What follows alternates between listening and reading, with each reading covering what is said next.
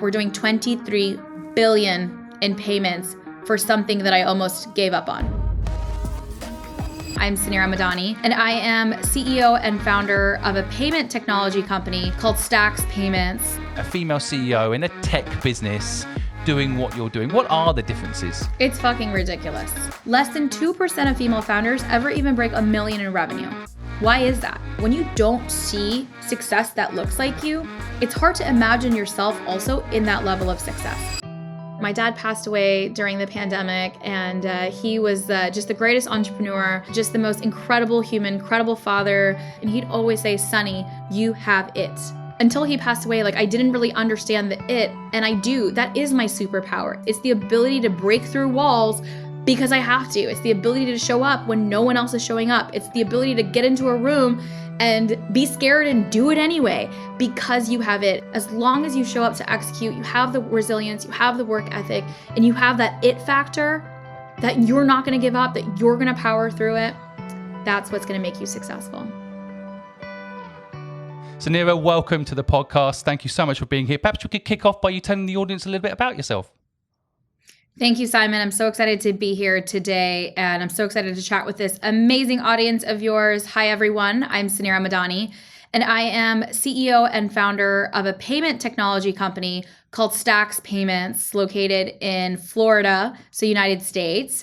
We are on a mission to disrupt the fintech and payments industry. We serve small business, large business, and SaaS companies to do their integrated payments. I started the company in 2014. I did not go to CEO school. I did not have any fancy background or degree. I just happened to be working in the payments credit card industry. I was actually working bottoms up. I literally was selling payment terminals out of the trunk of my Volkswagen Beetle at one point, and had this idea that, subscriptions are going to be the future. They were the future in every industry that we're in. SaaS was becoming more and more prevalent, and the traditional payment processing and all the banks and everyone was still charging customers on this traditional model. And there's a huge lack of transparency for small businesses. I grew up in an immigrant household. So I was running small businesses with my family our entire life. Entrepreneurship was not sexy. It was a necessity. And so I kind of grew up in that environment. So every dollar counted in that household and for the business. And credit card fees was something that was always, as one of the highest business expenses. And when this idea of a flat subscription-based model, so I wanted to launch just a flat subscription model, unlimited credit card processing for small businesses, I took it back to my old bosses. I was working for a large bank at the time. And of course, the idea gets shut down. I end up leaving the company. I work for literally 18 months trying to get this idea off the ground. I got rejected by every single bank, every single processor. Mind you, I'm 26 years old with no money in my bank account as well. I moved back into my parents' house, and I'm literally trying to build this business. And of course, as every good founder story goes, the day before you're about to give up, something miraculous happens. And so, we could spend all night talking about those moments, but, company did get off the ground. 2014, I got my licenses with Visa, MasterCard. My co-founder, my brother, ended up joining the company as well. And we scaled the company from just us to 300 team members. We have multiple offices now, expanding internationally. And we just became the next unicorn, or the $1 billion value in fintech. We're doing 23 billion in payments for something that I almost gave up on. So that's the story. Unbelievable. So I want my audience who we hear about, frankly, entrepreneurs like yourself who have done so well, and I guess everybody listening will be wondering, well, how do I do it? And I think when you just mentioning there, 26 years old, not having any money in your bank account, I think a lot of people start there, but they don't know where to go, what to do. So tell us a little bit about. One thing I'd like to get into first. You've raised hundreds of millions for your businesses, and we can talk about that a little bit later. But the first thing I'd like to talk about is the co-founder relationship, and how important is that? You mentioned it's your brother. A lot of people listening might be thinking, well, family, that sounds complicated. How have you managed that? How have you made the co-founder relationship work? And how fundamental has it been, do you think, to the success of the business? Instrumental, I believe. I think that the greatest thing that you can do is surround yourself with a team that is not like you. right?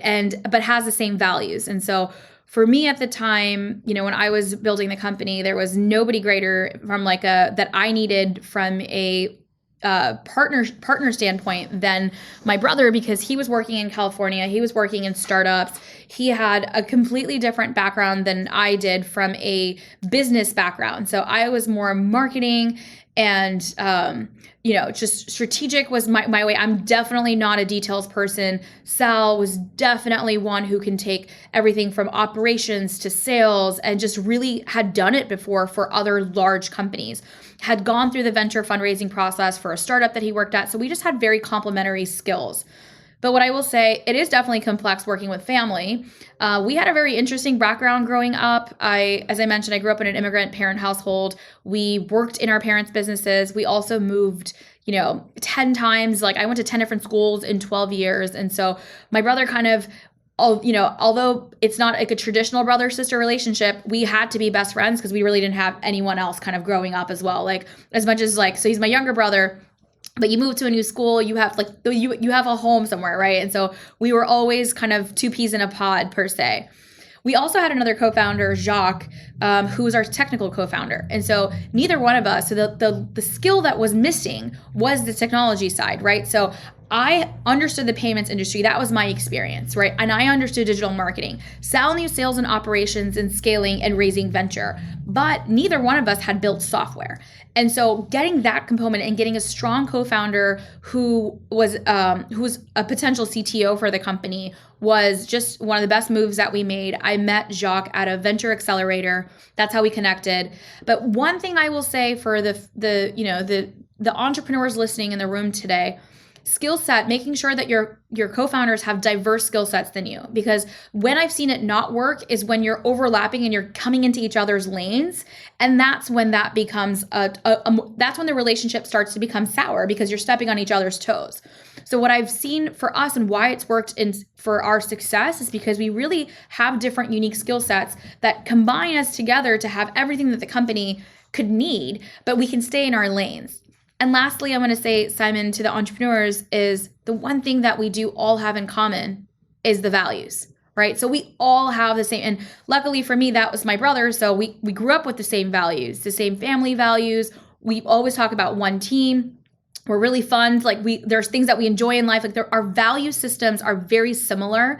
And Jacques, who, had a very different background than us, still had very similar entrepreneurial background, very strong work ethic, very strong family values. So the DNA of your makeup is super important. And I've had partnerships that have gone sour too. I've had a partnership.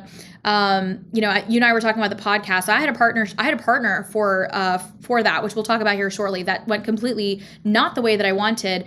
And it's because it's not about the competencies, but the values weren't aligned. And so having your values aligned and making sure that they're unique competencies is going to make for successful co-foundership.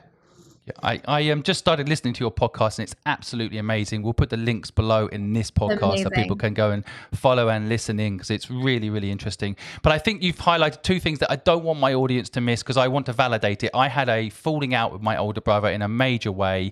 I wish I'd heard this podcast 10 years ago because one, we were crossing over each other. We were doing the same job in different countries, but the same job. So we didn't give each other the space, or frankly, we didn't have the respect for each other in the right way to let each other have the space as well. And then a key thing you just mentioned, we had very different values. I didn't think we did because we came from the same basic home, but we did. And I didn't check these things. And I think if you get them right, you have different job roles and you respect each other in those job roles and you have the same moral code, I think it can be dynamite to work with family. And so sometimes you hear it's not good to work with family. I think it's because they're missing the points you're highlighting here. That's very important. I don't want them to miss it.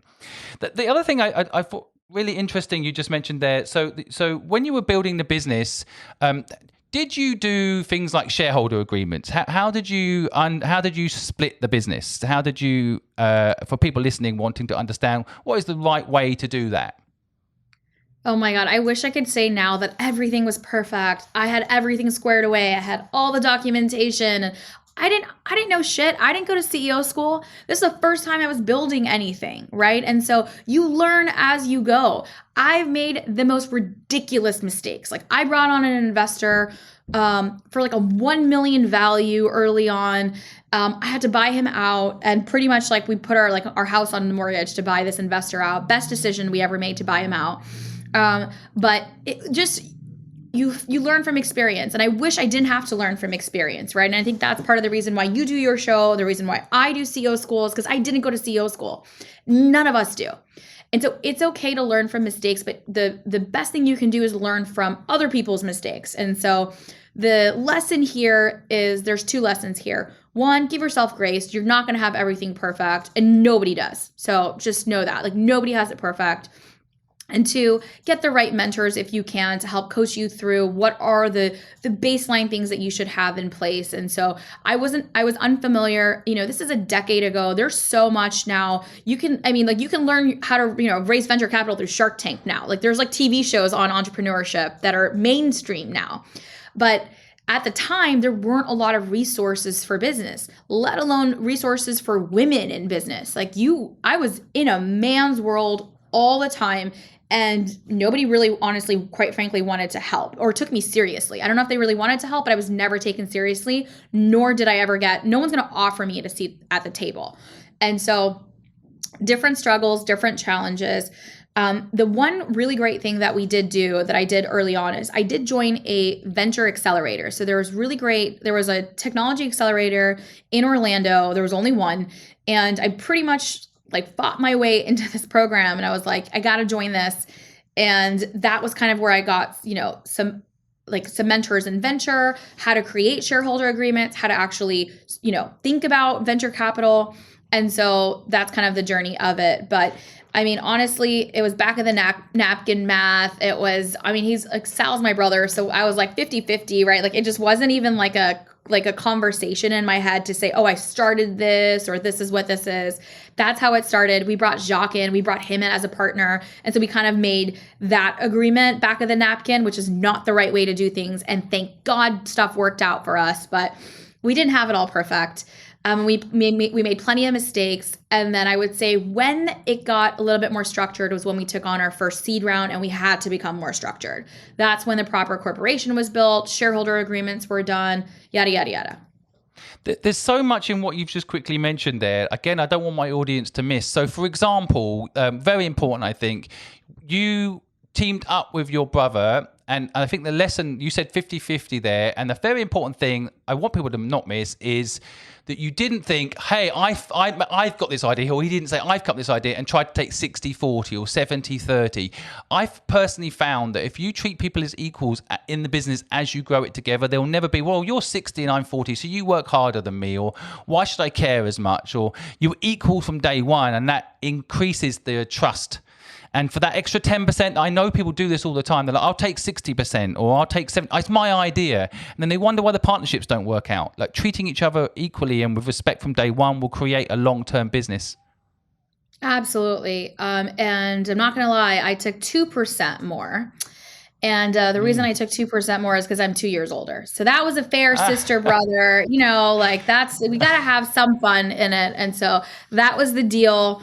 And so I think now our diluted percentage, it's like almost exactly the same now. But when we first started, that sounds like a fun family element. It is. But I think generally that $2,000 more. So that was like, it's literally in our board, like, as even our last one, we just finished raising our Series D of $245 million, by the way, which is like, I can't believe that. Thank God we finished all of this before this like market crashing right now, and valuations are going nuts. But even our recent investors, like when they're going through diligence, they're like, well, why is this like this odd number at Suneera's like at the salary? And I'm like, oh, I make $2,000 more than Sal. And it's like, I have to explain. It's like, cause I'm 2 years older. This is like our thing. And it doesn't matter what it is. Like, we have to keep that going until we exit. So I think you've built a fun element in there, I'm pretty sure if he rang you up and said, "Can you give me the 2%," which is now worth a lot of money, you would do it. It's all part of the fun, right?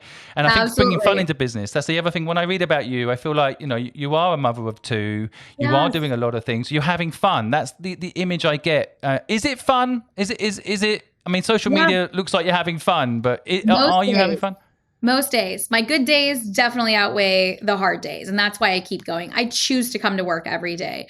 We've had a lot of success in business. I've made all of my investors' money. I've been able to participate in that success. My team's been able to participate in the success. But I'm still here because I'm having fun. At the end of the day, I would not be here if I wasn't.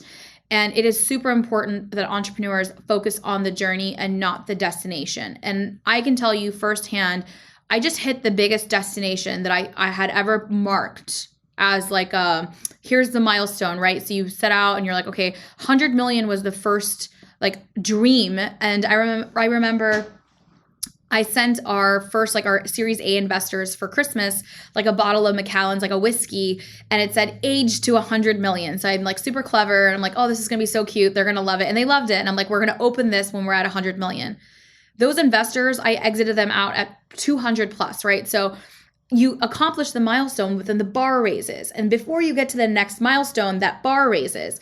And so getting to this like unicorn status, and I'm giving air quotes here, for those that can't see me, this is all fictitious definitions of what the world has told us what we should be achieving.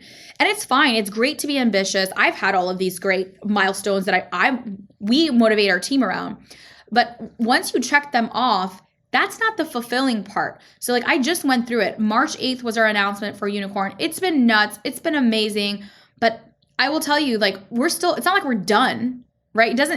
And you still have to carry that journey. So the journey is what is more important than just hitting the destination, because then you'll be lost.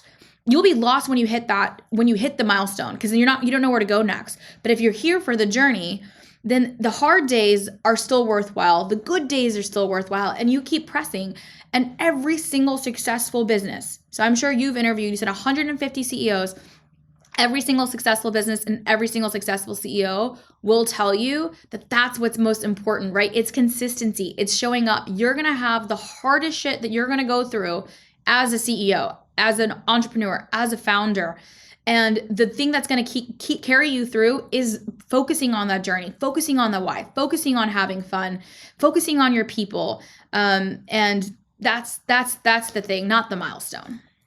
I think it's a good reminder for people, if you're starting out or if you're in the middle of building your business, to keep enjoying the journey. What I had noticed about interviewing 152 very successful people is that some of them had forgotten that.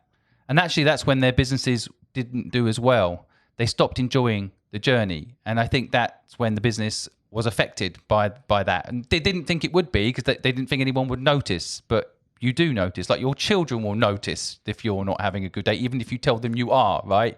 It's that energy that you bring. And I think it's a good reminder for people to enjoy what they do. And if you're not, make some changes, right? So you talked about, how it's different being a female CEO, and how we know for a fact the investment community treat female founders differently. Perhaps share with the listeners what it's like to be a female CEO in a tech business doing what you're doing. What are the differences? It's fucking ridiculous. Okay. Mind my language. There's so much bias, and it's unconscious bias too. So I think that there's conversation taking place, but if you actually take a look at any statistics, even today, 2021 statistics, less than 3% of venture capital went to female founders. So I don't care what the world thinks, right? Like we can all say, oh, we're all about feminism and we're all about equality. The numbers and stats do not show equality. It's far from it. Less than 2% of female founders ever even break $1 million in revenue. Why is that? And I became obsessed with these statistics, literally when I say obsessed. So during the pandemic time, my business it's still scaling. I mean, we've had, I crossed through all those things. I never thought about gender as a thing to think about. Like, it's not something that I ever thought about. I had a business. I'm like focused on building the business. And most women and men, we don't think about our gender as part of our business. We're just building our businesses. But when my business was reaching the next level of milestones, like I felt like all I had to learn from, like I didn't have any resources of women around me, one. So I only got to learn from men, which isn't a bad thing. I have incredible men in my life. My co-founders are men. I love them. Like I have the most brilliant mentors that are men. I have brilliant board members that are men.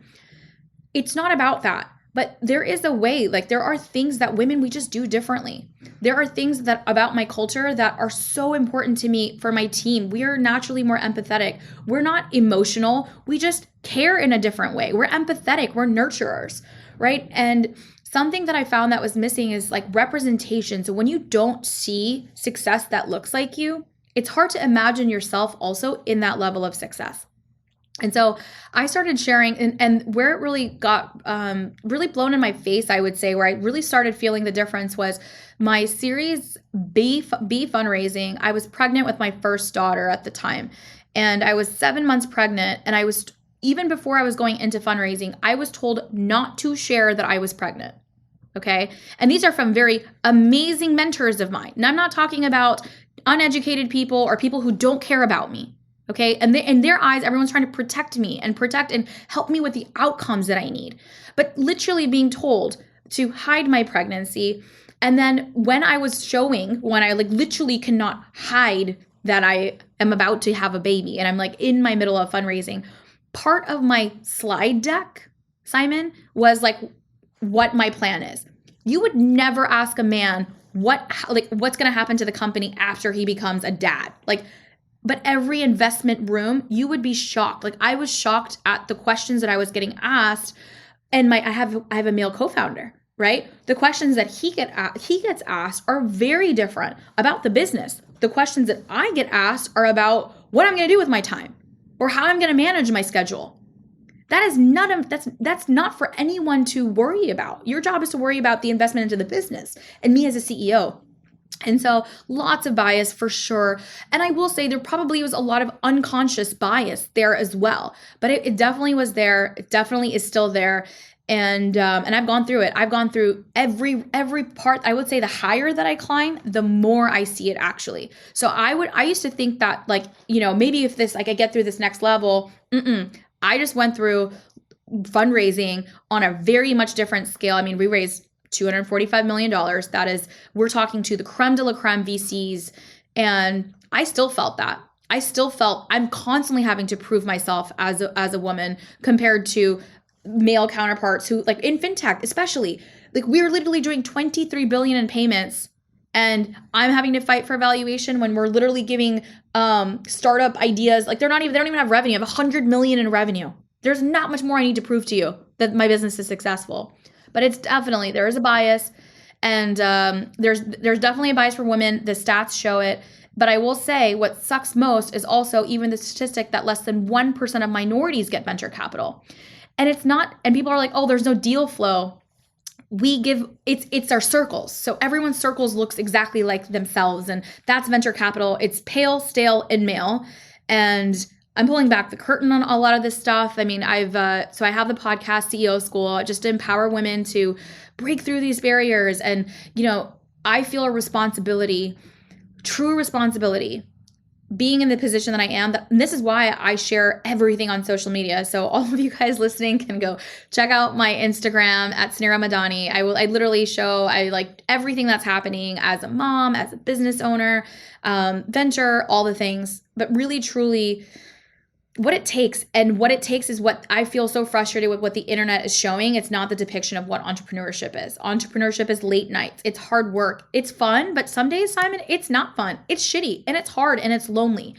And, I feel an obligation to the women, especially women of color, and just underestimated founders is like what I feel like I'm always underestimated, to have a voice for all of us to say we can do it too. And, we just got to get everybody the right resources, right, Simon? Like you're talking about mentorship. This is what it is. It's the right resources. And so that's my spiel on being a woman in business. It's unbelievable. And just the way you just described your experience, I mean, I think it's, I actually had an experience in reverse to what you're talking about. When my wife and I had a baby, I decided to become a full-time father. And my friends, I said to them, I'm not going to work. I'm going to be a full-time father.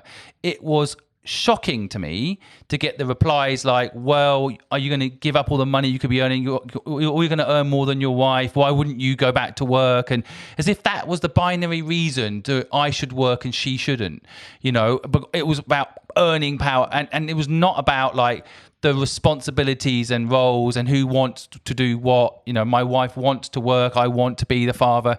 It was almost, I was judged, even ostracized for wanting to be a full-time father. Like I was crazy. Why would you give up all this stuff to be a father, as if it's such a menial job anyway? Like it's crazy. So I of course I can't experience what you've experienced at the level that you're talking at, but I do see it. And what I love about the way you talk about it is you're not only living it, you are doing something about it. With the CEO school, which we'll put the links in down below, you're helping people navigate this on both sides of the equation, right? People, like you say, unconscious bias. There is that there. Some people don't want to be this way.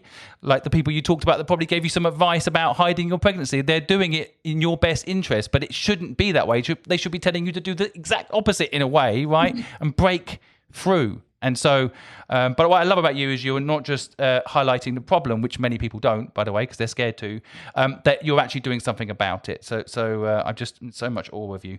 Simon, I would love to comment and just say, oh, please, absolutely, go ahead. Amazing. I think what you did is amazing. And I think that I think it takes the strongest men to stand up to say this. My brother-in-law is a stay-at-home dad. My husband has taken a backseat in his career, and he is also at home. He's not full-time at home, but he takes more of the partnership responsibilities for us at home. And he is phenomenal, and he loves it. And he does all of the things that he wants to do in his life. I'm jealous of that life as well. Right. But we also have our roles, and it's okay to have we've put so many gender roles in place as a society that shouldn't exist. We're all humans. We're all people. We're all equal. And something I want to say is that feminism, I think there's like this misconception that feminism or people that are feminists, it's like greater than men, or men are greater than. It's not. It's just equal to. Like we should all have that fair opportunity to do anything that we want. And it isn't, and whether you want to stay at home or whether I want to go to work or your wife wants to go to work, we should all have that equal opportunity to do it all, whatever all looks like for us. We deserve to have all, whatever all looks like for us.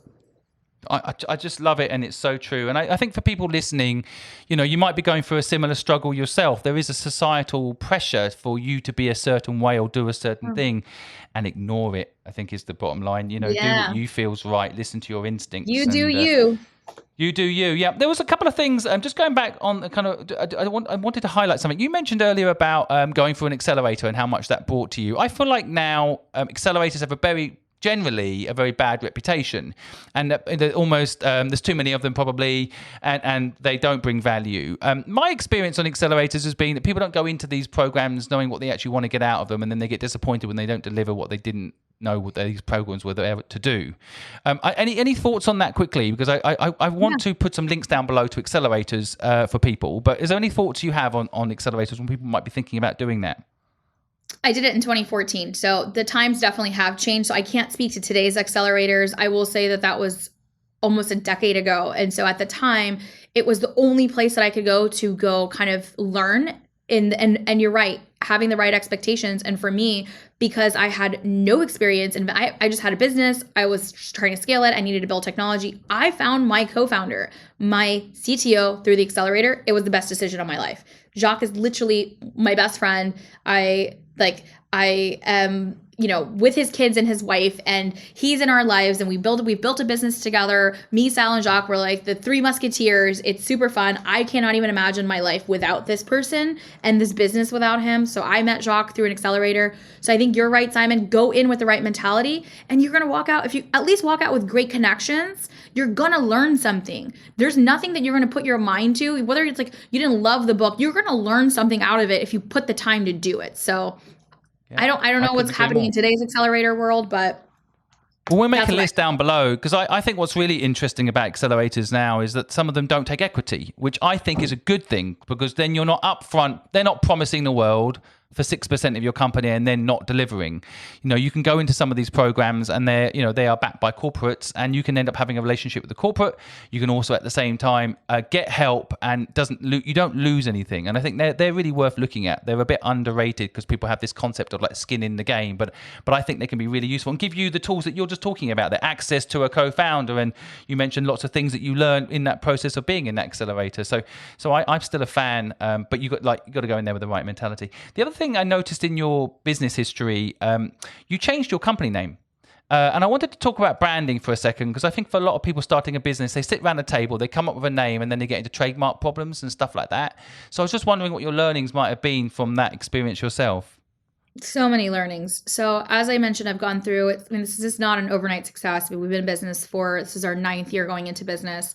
When I first launched the company, it was really focused on the small business sector. It was just payment processing. We had our platform, but our evolution of the company, we do integrated payments, and we do it for large software companies. And so we've grown so much. We're serving 30,000 customers on our platform, and then we're serving software companies to do their payments for their sub customers.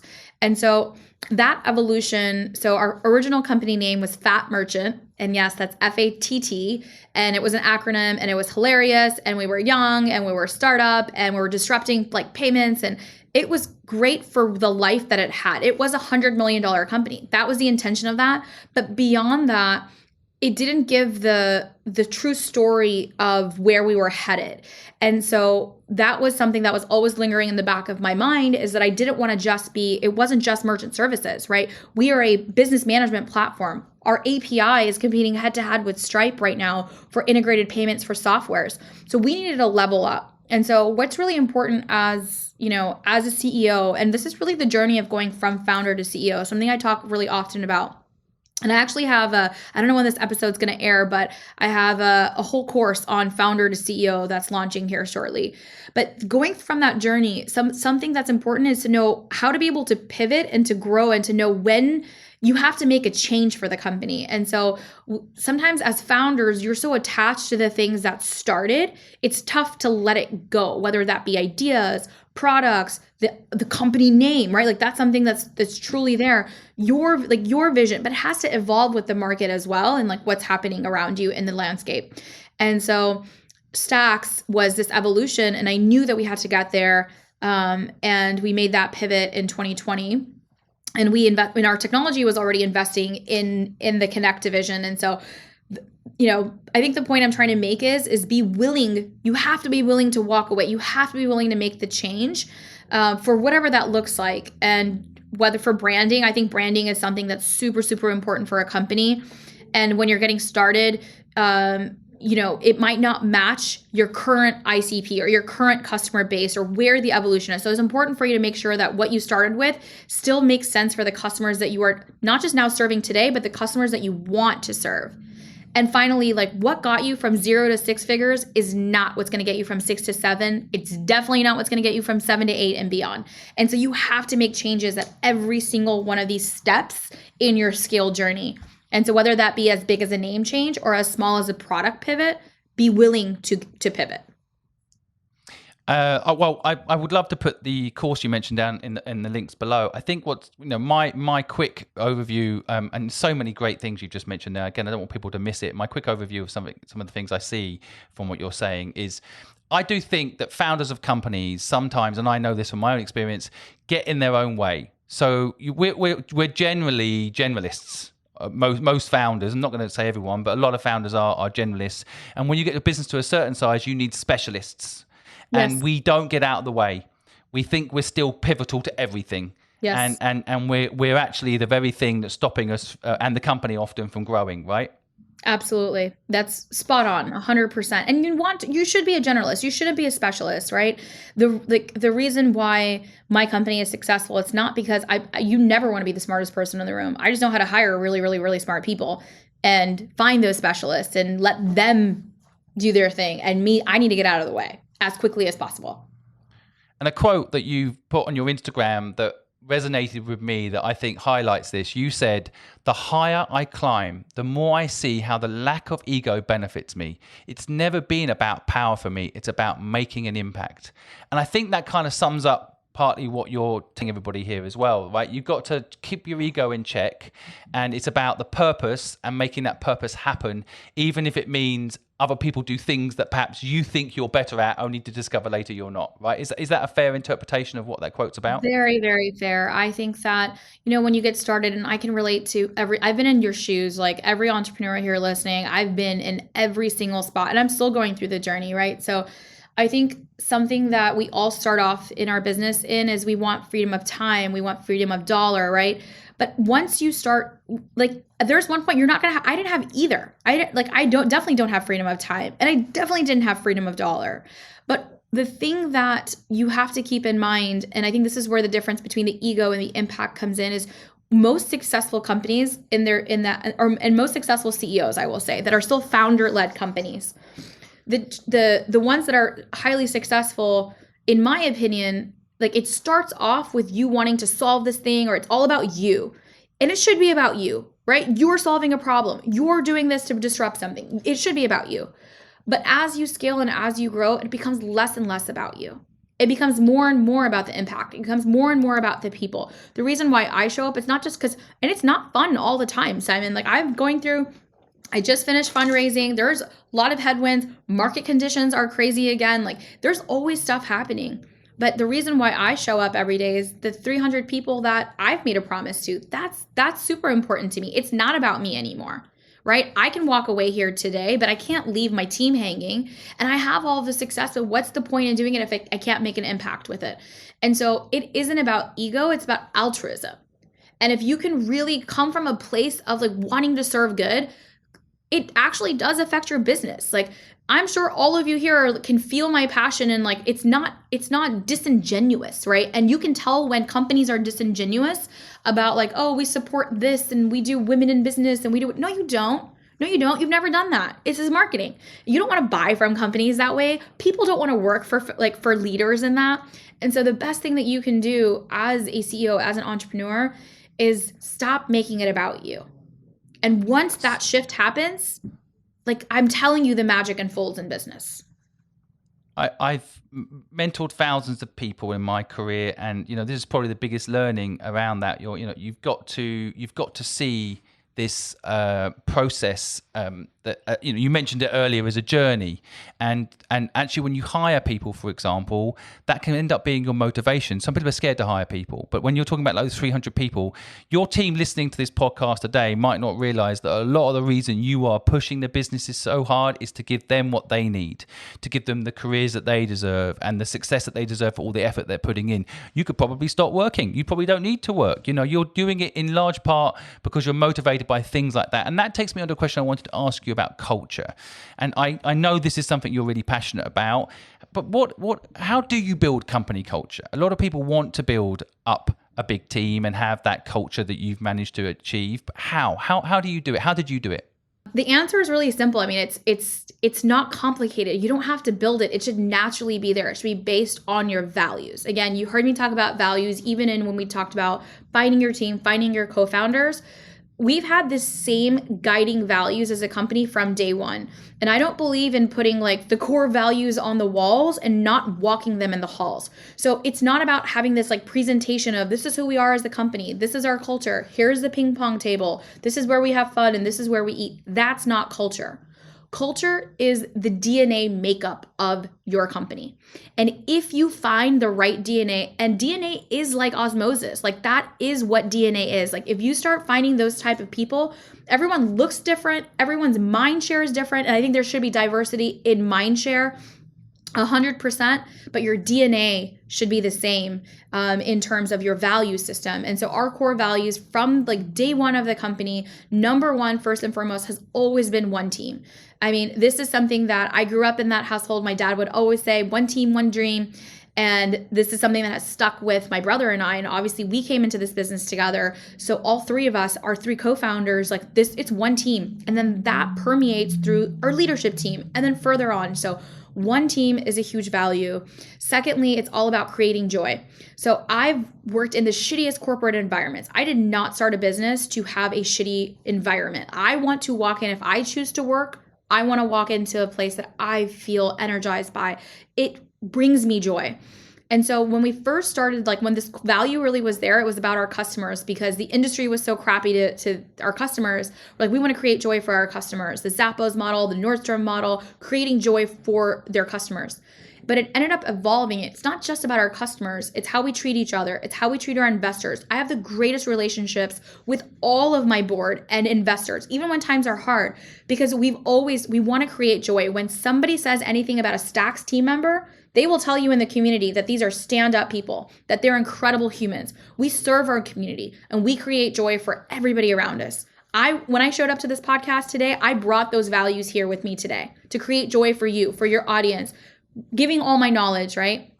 And then lastly, it's get shit done. Like that, we can have all of the greatest values in the world. You got to have hard work. Hard work is the shortcut. I don't care what anybody says. We have to work smart, but you got to put in the drive. You got to show up consistently. And that is how great companies are made. It's through the consistency. It's through showing up and solving a problem, like one problem at a time. And so get stuff done is now like our new corporate, like now that we've grown, we've brought out the shit, but it's get stuff done. And most importantly, it's getting the right stuff done, right? So it's not just about like hustle culture. It's not hustle culture. So working hard is not about hustle culture. It's about doing the right needle movers and like keeping your eye, like being focused. And so that's what this is about. That's why we have amazing culture, because that DNA is how we interview. That DNA is how I fire. That DNA is how we drive results. That DNA is how every single one of these people shows up every single day, because we bring those three things to the table. That is how you build $1 billion business. Absolutely unbelievable. And for those that aren't watching this on YouTube, maybe you're watching on Spotify or Apple Music, I think if you looked in the background right now, you'd see you have it on the walls. Does it say Dad? It's a bit, you have it, Dad. It's from my dad. And I love that like, you know, you read it and you feel like, hey, yeah, I have it, I've got this, you know, that self-belief in your team. I just love that sort of vibe. Is that what it means? Yeah, so the you have it's my superpower. My dad passed away during the pandemic, and he was just the greatest entrepreneur and just the most incredible human, incredible father, businessman, all of it. And, you know, unfortunately we lost him. And something that he would always tell me and my brother when we were kids, and I didn't understand it. And this is what happens. Like, you don't understand things until later in your life. And he'd always say, Sonny is my nickname. He'd always say, Sonny, you have it. And I'm like, Dad, what is it? And he'd be like, you have it. And it was this like massive amount of confidence that he would put in us. And I think it's the greatest gift that any parent can give their kid is confidence.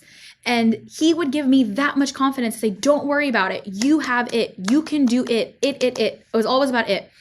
And so until he passed away, like I didn't really understand the it. And I do. That is my superpower. It is the confidence. It's the ability to break through walls because I have to. It's the ability to show up when no one else is showing up. It's the ability to get into a room and be scared and do it anyway because you have it. And so the little sign that you see up here, for those that see it, it's just a reminder. After he passed, my brother actually put it into the wall. It was pretty an emotional day when I came back into the office, and it's just the lightning bolt it's the superpower. So we all have it. We all have that it factor. And you don't need a fancy degree. You don't need to, that's what I always say. I didn't go to CO school. You don't need to go to CO school. You don't need to have everything around you to be perfect. As long as you show up to execute, you have the resilience, you have the work ethic, and you have that it factor that you're not going to give up, that you're going to power through it. That's what's going to make you successful. It's the self-belief to fail, isn't it? It's yes, you have it. Okay, I have it. You go out and fail, and you learn and you grow, and eventually you have it. There's the irony, right? And my father, who passed away when I was 15 years old, used to say to me, "You can do hard things." I'd say, "Oh, this is too hard. I can't do this." He'd say, "You can do hard things. It's fine. You can do it." You know, and so it's his version of "you have it," and I really relate. And I think you're right. It's the biggest gift as parents we can give our children is to kind of. I played crazy golf with my son today. I said exactly the same what my father said to he. So I can't do this, Daddy. He's only 4.5. I'm like, you can do hard things. You can do it. And he went, I can. And he hit it and he did it.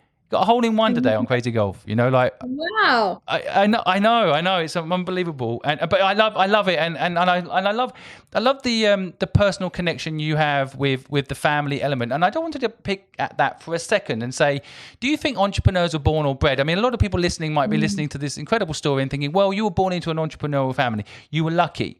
And I don't know how you feel luck plays a part in life, but maybe talk about that for a second. Do you think entrepreneurs are born or bred? Is probably my initial question. Oh, the harder I work, the luckier I get. So I believe that hard work is your luck. So, and I do think that I do believe in kismet and I do believe in karma. So I do believe in a higher power that you do good, you will get good. And I do believe in energy. So that's something like I 100% believe in. And so I do believe that is the luck and that's the kismet and that's the energy that you also got to have around you. But are entrepreneurs born or bred? They are bred. I think that, people can have natural talents, like athletes can be born, but they're bred. They're not like, they might be born talented, but if you do nothing with the talent, it goes to waste. And the people that have no talent, but they work on the talent, they're the ones that are that's who becomes successful, right? I think of entrepreneurs all the time like athletes. And it takes practice. It takes discipline. It takes the fundamentals. It takes the basics. And it takes a long time to get to the championship. You don't just because you're born 6 feet tall or 7 feet tall, you're not just a natural athlete. And so there are circumstances where you might have some privilege, right? And that's the difference in entrepreneurship. You might have a fancy background or connections and all of that. That could be born entrepreneur, but they still have to be bred. They're not going to be successful if they're not putting in the work. So 100% entrepreneurs are bred. And I think reading your story, your dad came from nothing. He used his settlement check to basically start his first business. And, in a way, I actually think coming from a difficult background can initially, of course, when you're young, not be easy, but can in fact make you stronger later. Yeah. So if you're listening and you think you're coming from a difficult background, it can in fact be your superpower later because you know what it's like to fight, to have to survive. I actually see people with privilege that don't always make it because they don't actually know what that feels like, right? I agree. I think that it's definitely a superpower. It definitely does put a chip on. And that's what I talked about, the underestimated part, right? Like that's where underestimated founders, we want to prove something. We have this extra chip on our shoulder. I'm not saying that it's right, but we use it as fuel, right? I started the business because I was told no. And I was like, watch me do it. And that's what I was saying. It was about me. It wasn't about anything else. And so it is a superpower and, it starts that way. But also, it's interesting to say, now I think about it, I'm sure you do too, Simon, of how do you put your kids through, I want my kids to have those experiences. I had to work, right? I had to go to the convenience store and stock shelves and clean bathrooms and do payroll. I was doing payroll at 15. I learned so much about business without knowing it. And I think about that for my kids, and it's wanting to make sure that I still give them this amazing life that we've built, but also I want them to earn the things that I had to earn too. So it's definitely a hard struggle in 2022 as a parent with social media, with all the things. But hopefully we'll get through it. I think the values are most important. By the way, that could be a podcast show all on its own, parenting, how to motivate your children. And my mother kicked me out of home at 15, 3 weeks after my father died, which was an awful experience. But actually, it somehow did great things for me because it made me go out there and just figure it all out and build a business at 15 and learn. And I think that, those hard moments in your life can be actually blessings, but I will never kick my son out at 15 years old. But I do think about it too. I do think, how can I help him? And I think one element, the question of what will you be when you grow up needs to be cancelled from all school systems and not asked. And it should be, what problem are you going to solve? Because when you were talking earlier about values, what really struck me about that passionate download was really it's about purpose, isn't it? It's about having a purpose to create joy and get shit done and do amazing things. And that those are the values that I think we need to give to our children, right? I 100% agree. It all comes back, I guess, the one thing you could take away from this episode, whether it's the co-founders, whether it's building the business, whether it's the culture, whether it's parenting, it's all about the values. So good values take you a really long way. Simon, it's been so much fun to chat through today and get to know your audience, hopefully a little bit further. I hope they enjoyed it. I appreciate you so much. You are an inspiration. And if anyone wants to connect to you, we'll put all your social links down below, along with connecting to your amazing CEO school and podcast. And thank you for taking the time out. I know how busy you are to share your incredible story and knowledge with us. I appreciate you giving me the space today to do what I absolutely love to do, which is to inspire entrepreneurs. And for all the entrepreneurs that want to follow along our journey, you can head over to my Instagram at Suneera Madhani. You can head over to Stax Payments. So if you are a business and you want to support a better, cooler, more amazing processor, check us out at staxpayments.com. And at CEO School is the podcast. You can find us on Spotify and iTunes and all the different places. So I know Simon's going to be linking everything below. Shoot me a DM. Let me know that you came from here so I can say hi to you. And I love when I get to connect with the audience further after an episode. So I'm still in my DMs and answering. So come say hi. I can't wait to see you there. Remember, everybody, you have it. You have it. I hope you found today's podcast both inspiring and useful. And if you need more help, visit purposefulproject.com, where all the resources to help you start and grow a business are free.